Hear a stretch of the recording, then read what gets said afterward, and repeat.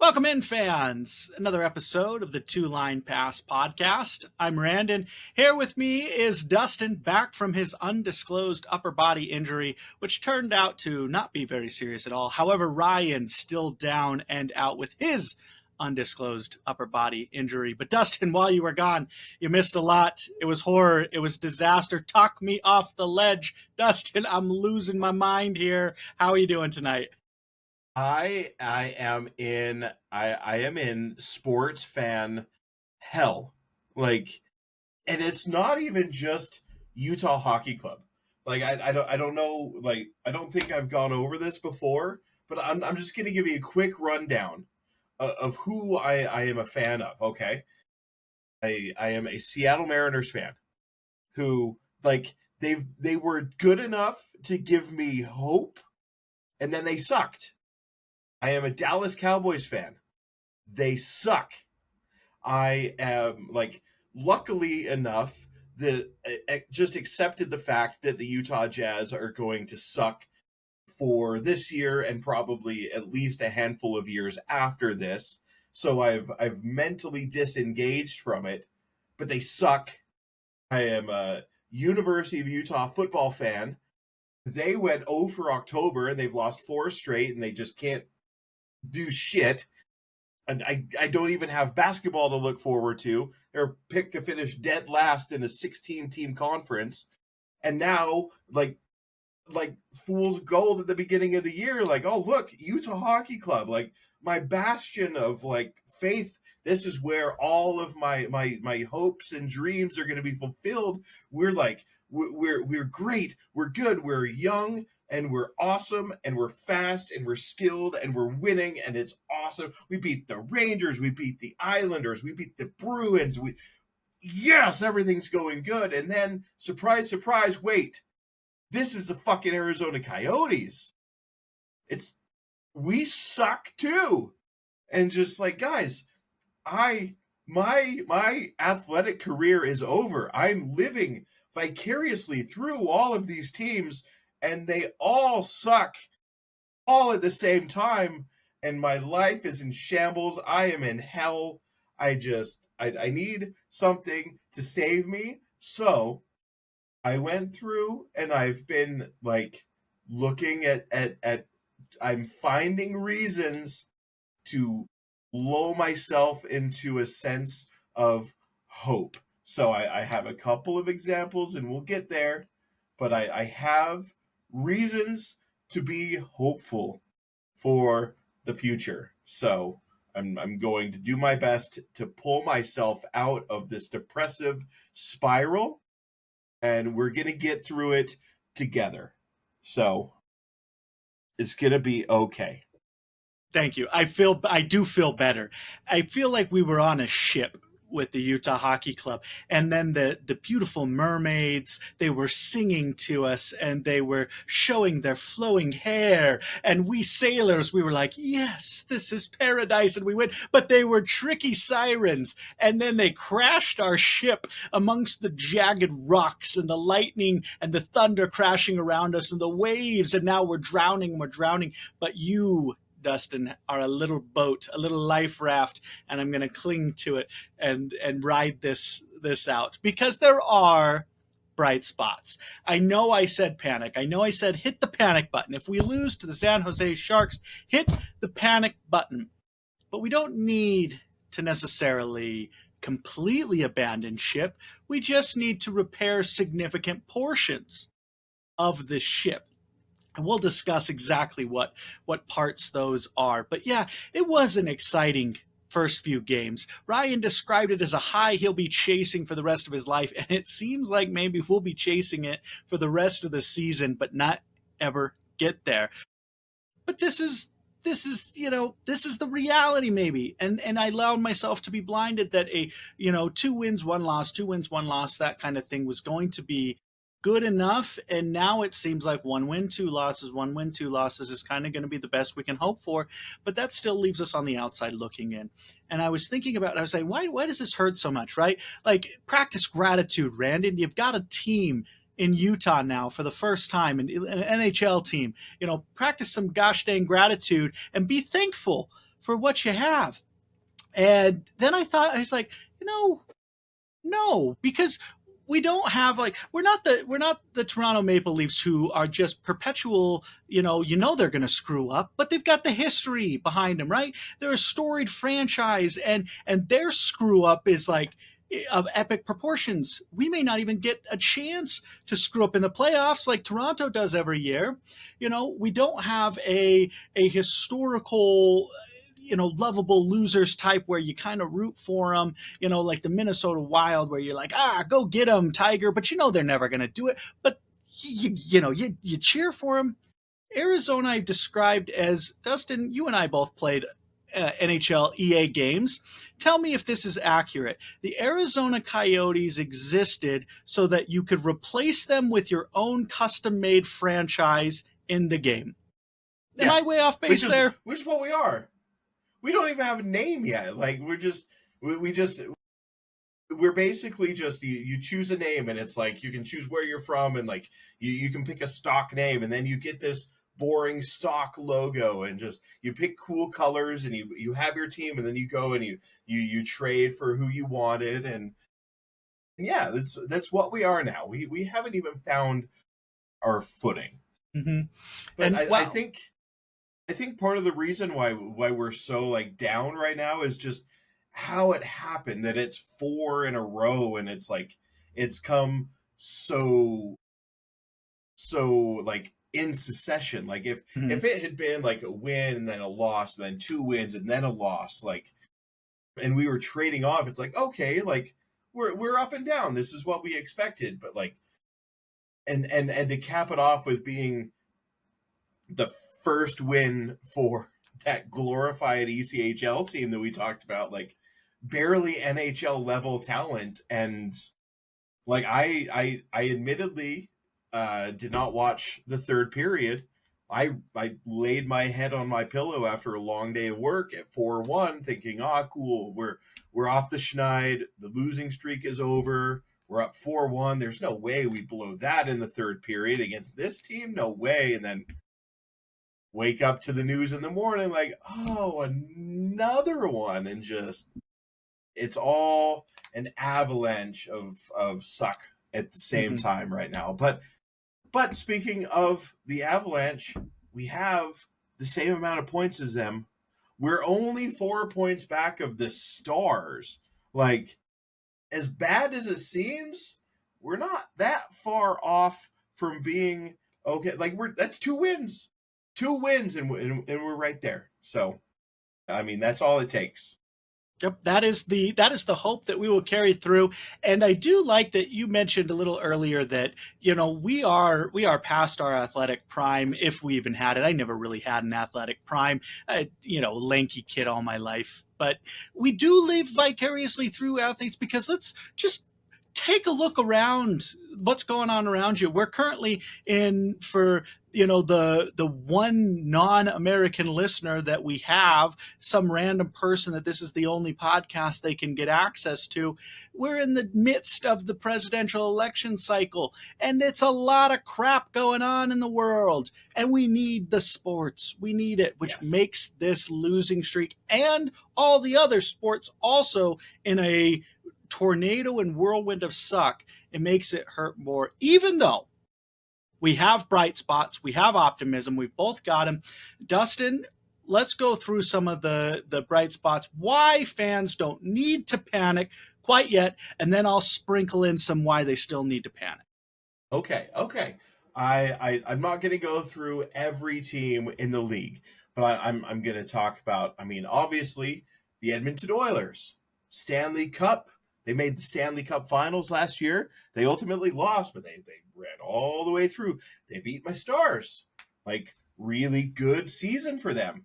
They lost 10 of their first 12 games last year.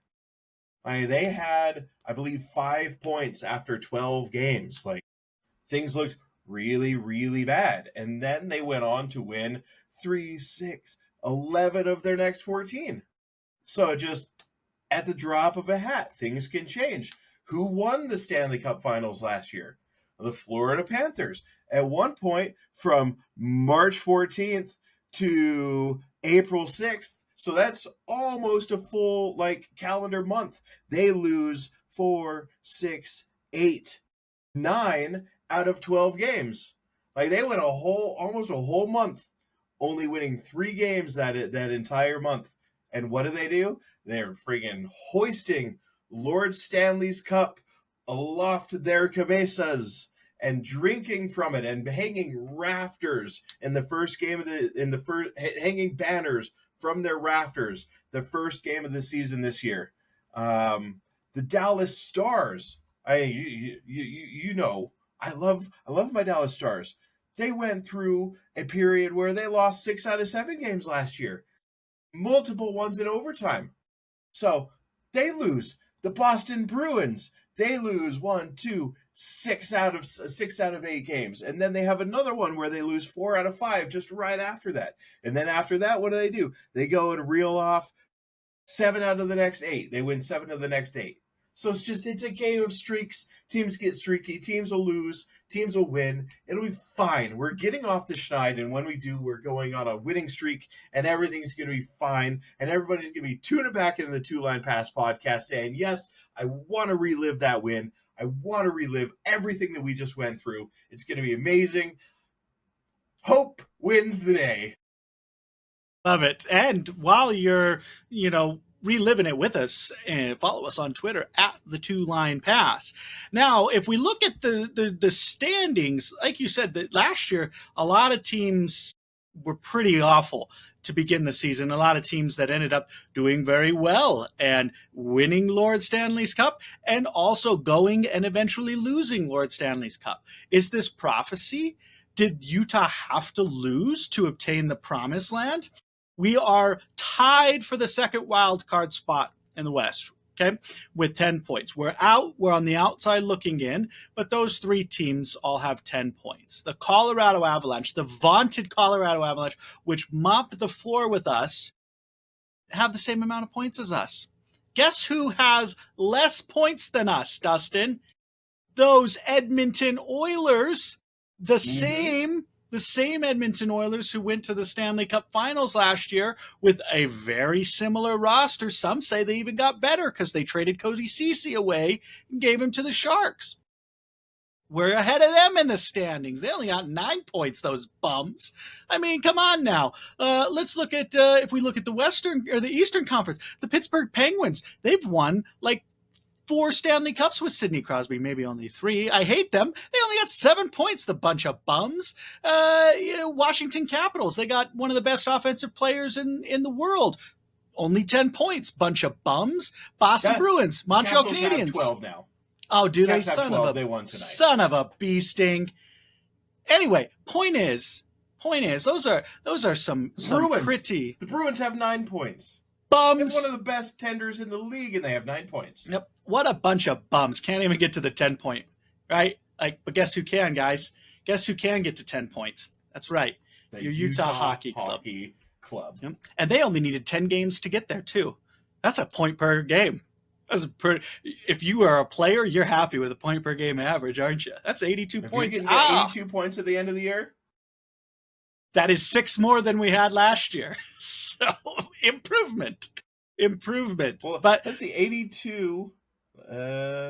82 has us out of the playoffs, but it's more than we had. So exactly. It's improvement. Yep, we're improving. Trending up, but still lots of time to play. We had a very busy schedule in October. We played 4 home openers in October. So it's you look at teams like, so look at the Las Vegas Golden Knights. Those cheaters have had 7 of their 10 games at home. How is that even fair? Like, what a bunch of bums. And guess what their away record is, guys? 0-2-1. Boy, a little home cooking for the Golden Knights there. It's not enough for them to cheat on the injured reserve list. They got to get some favorable October schedules is the only reason they're ahead of us. That's the truth. And they have a talented, but I actually picked them to not even make the playoffs, which is very, very frustrating, those jerks. But so again, we talk about this as if these 10 games are, what's going to what's going to happen for the rest of the season, and it's just not the case. The team is going to continue to grow and learn. Now, if we're in the same spot, right? We're looking at this at game 40, game 50. Then it's really the truth of the matter is that we are a below average team. And coming to terms with that will be difficult because you struggle to then say, or maybe not even struggle, but you look and you start to look at the landscape of the NHL and say, okay, what's the missing piece? Do we need to go get some rock star goalie? Even though I don't necessarily think goaltending is the problem, like it's an easy cop out to say, oh yeah, you get a Yeah. stud goaltender. Easy cop out. Ingram hasn't been great, but he hasn't, outside of one game, he hasn't been bad, which is what we expected from him. Like we've said multiple times, like he's going to be good enough for you to win games. He's not going to win you he's not going to win you a whole bunch of games because he just turns into a Bobrovsky type Stonewall, but he's also not going to lose you games. Like he's gonna give you good enough performances to where a team like Utah, with as much skill as they have on the offensive side, should be able to go win games. So like I don't think goaltending is the problem. No, not at all. And if you look at the game, he allowed 46 shots to get through. He did pretty good, and there were a lot of saves that he probably had no business making. And once again, though, kind of the team just stops playing inexplicably, and so you've got to clean that up. Even a marginal effort, and we get out of there 4-3. But you lose that focus. And that's going to happen when you have a team as young as Utah is and as inexperienced as Utah is. Like they're going to let their foot off the gas when they have a lead like that. And then, I mean, it wasn't like San Jose scored early in the third and then midway through the third and then tied it up late. Like it was just one quick flurry where if you blinked or if you ran to the restroom really quick, you left the room at 4-1 and you came back at 4-4. Like it got out of hand that quickly. And it's like, that's when you're playing professional sports, that's what's going to happen. If you let off and you just think, okay, we can coast home with this one, boys. Like it'll change in the drop of a hat. It's Clayton Keller said it in an interview, that the team is learning to, they're learning to play together to overcome those injuries, and the roster continues to evolve. Since we were joined last, we've had Maverick Lamoureux, our first round drafted defenseman. He's come up, and it seems like he's going to solidify. Valimaki seems to be a healthy scratch, no injuries there. But if there's shifting there, I believe it Lamoureux and Valimaki will shift, or Bertuzzo, obviously in a 3-player switch. But you've got that shift going. Josh Doan was sent down to the AHL, and Coach Rigney said that it was a confidence issue, that he had lost confidence since the preseason, and he looked good early in the regular season, and then I'm not in there in the locker room, right? I'm not there at practice, so I don't get to see that loss of confidence. I just thought that sometimes, Josh Doan was a young, maybe a little bit of outmatched player, and so I predicted him to go down when Bjugstad came back. But I didn't think that there was any psychological problem. That he was one of the young forwards that I picked to go down. But you've got Bjugstad back, and that's a very important piece of the puzzle.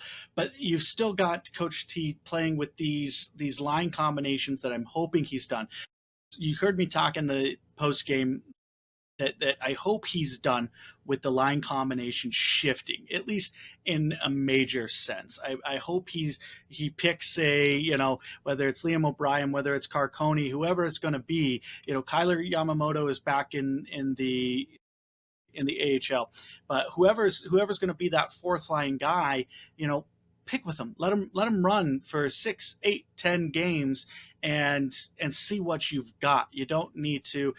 I feel like our panic is almost reactive to what the team is seeming to like. They're panicking and making these changes to try to, we're trying to get sparks and stuff, but the rapid pace of them and the consistency of the changes, I think, in my mind, shows a lack of confidence overall in the roster and trying to find something that works instead of just accepting the fact that it's a young team that needs to develop and allowing that development to take place.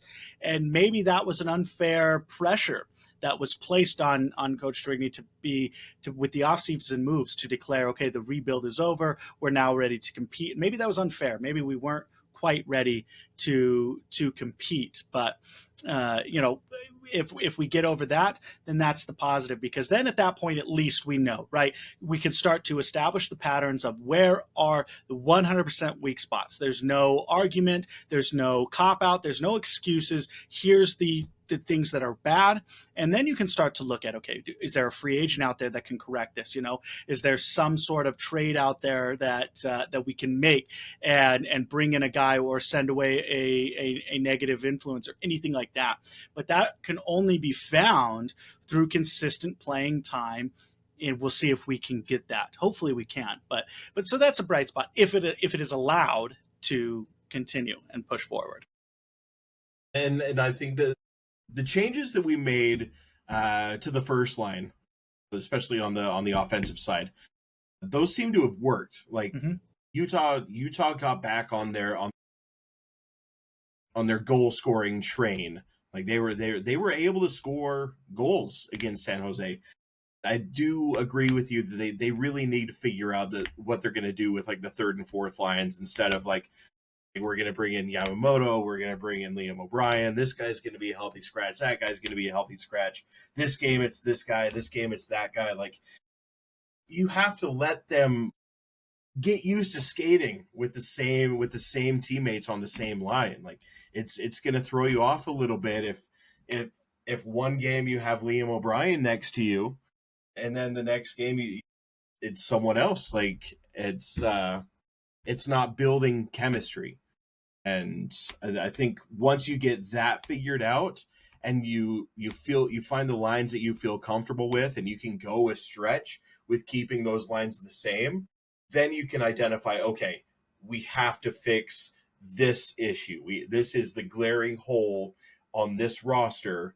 And I mentioned it a couple episodes ago. Utah has the salary cap room to make some moves if they want to sign someone, if they want to trade for someone and take on a little bit of extra salary.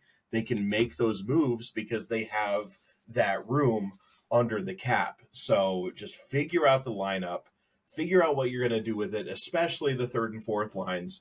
And then once you identify what the holes are going to be, go out and fix them, because Utah is not far. They're not far from where they need to be. They need to solidify some lineup stuffs, and probably make a move or two to really solidify this lineup and make a charge.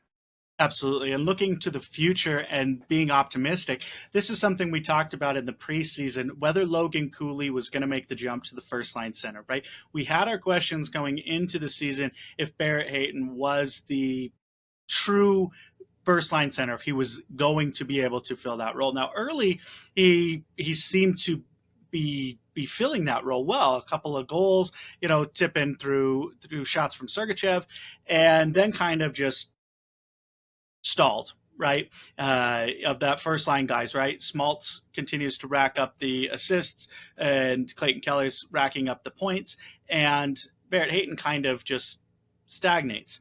And so you move Cooley up to the first line to see if he's truly going to be that first line center, which we all project him to be.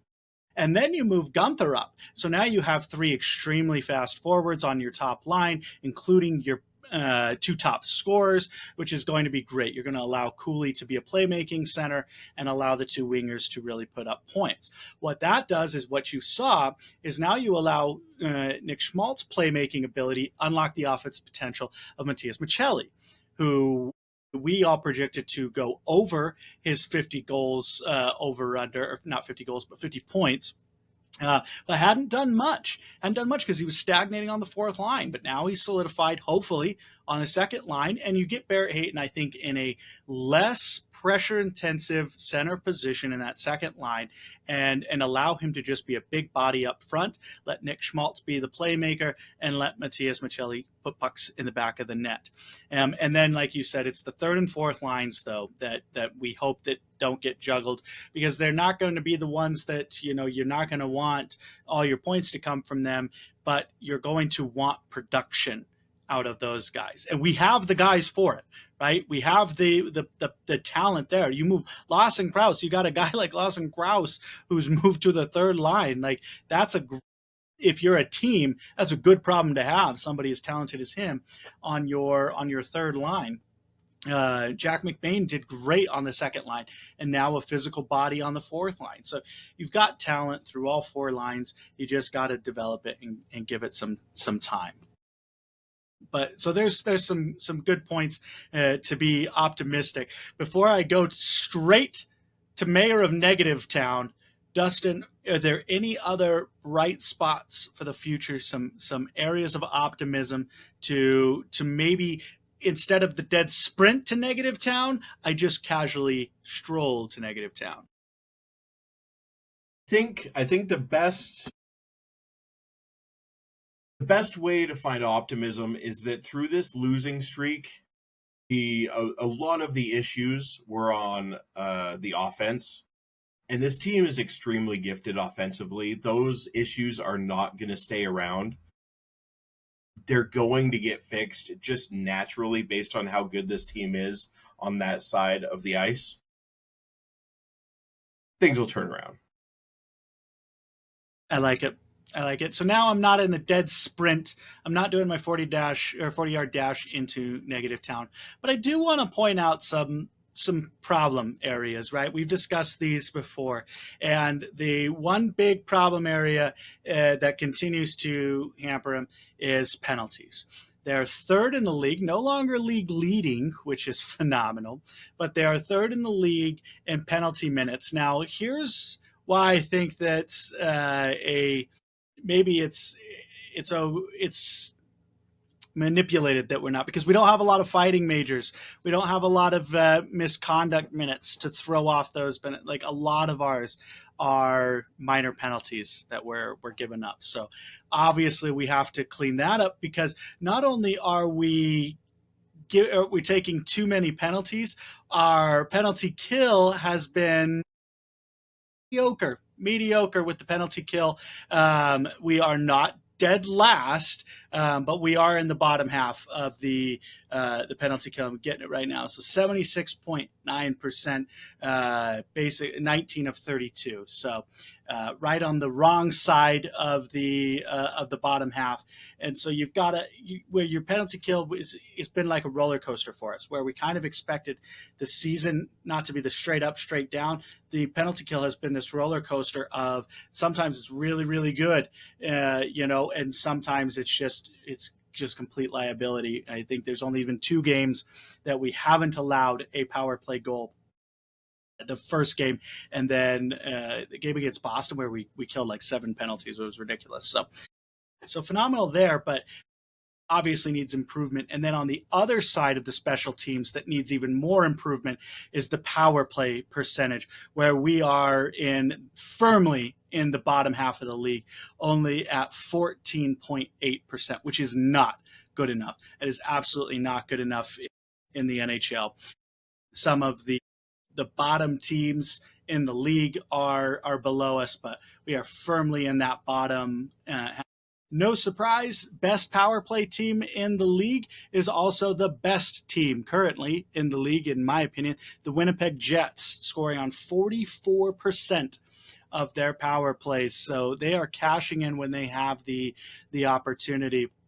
Now, penalty kill, also the highest penalty kill in the league, one of the worst teams in the league, the Nashville Predators, killing 93% of their penalties, but they're in the basement of the Central Division. So I think power play percentage is more important than penalty kill percentage, but both are below average, subpar at best. Now, even more concerning on that, if we go to even strength, is the goals for and goals against.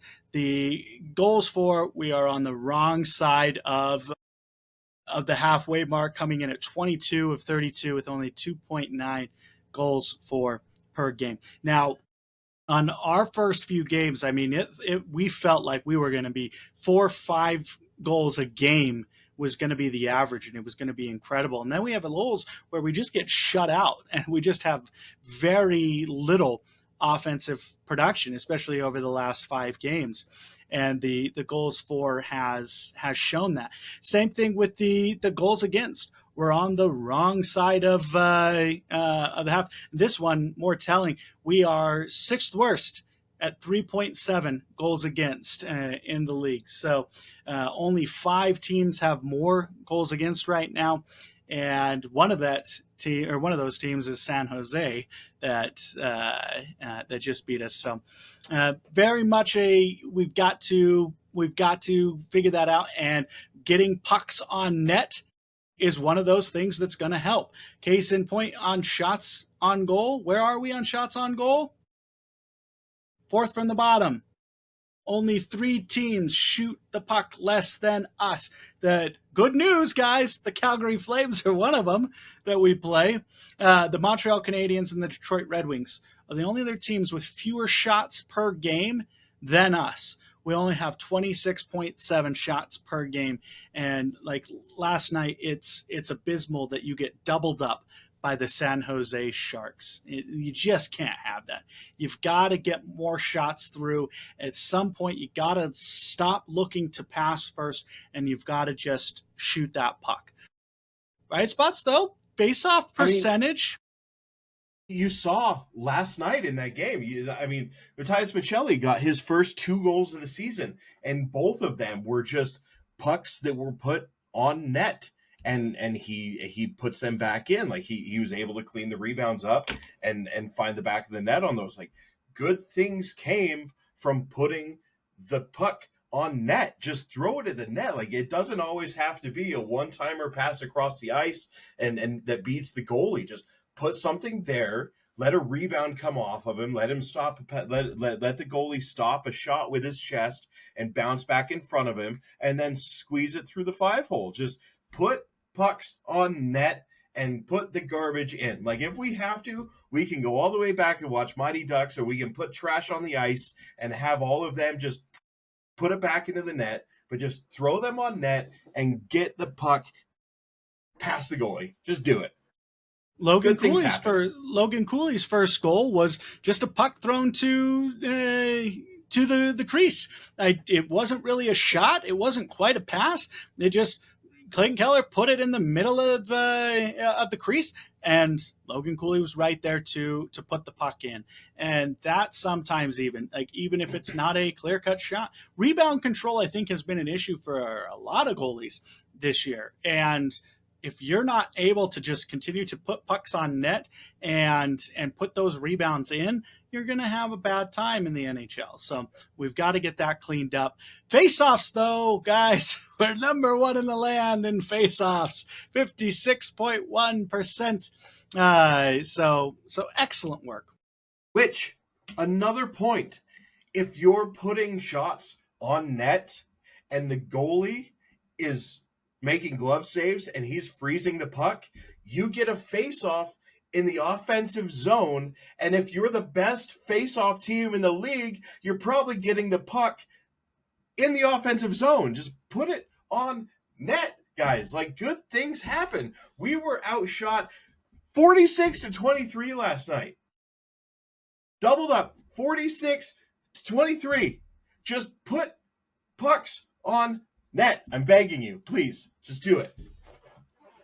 And it can't be said enough. And I feel like I'm beating a dead horse with this, but it can't be said enough. We got doubled up by the worst team in the league, and it's not even close. They are not even like, they might be bad. They're going through a down season. No, everybody knows they're bad. They know they're bad. They know they're bad. and we got doubled up. And that's really, really concerning. Because you can argue, oh, we lost a close one to them. You know, I tried to be optimistic and say at the end of the day, they're still an NHL team, but it just doesn't take the hurt off anymore. But this is the season. This is where we're at. We've still got 72 games to play. We've got the burgeoning rivalry coming up. Calgary Flames coming into town tomorrow. Great seats still available. You want to pay that 25% markup on SeatGeek? Criminals! You could go. Great seats still available. I predicted it as a win. Dustin, do you think we end the slide against Calgary tomorrow? The Calgary Flames are the suckiest bunch of sucks that have ever sucked. So we're ending it tomorrow. We're winning. Deal with it. We're putting shots. We're putting pucks on nets. We're putting butts in seats. Just set the fucking tone, boys.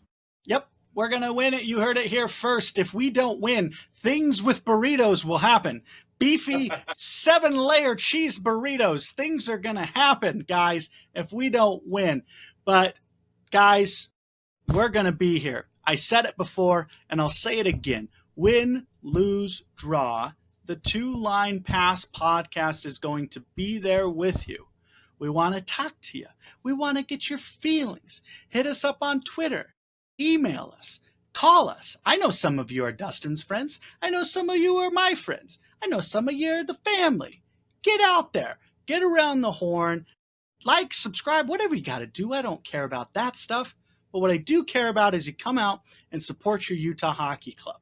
And they're going to keep playing for you, and we're going to keep bringing you the action. We're going to do power rankings next time, but this time was a symbol of hope, and the ship is sailing. The iceberg's there, but we can still dodge it. Guys, for Dustin, I'm Randon. Ryan, get better soon, my man. And everybody, you stay safe out there, and we'll see you next time.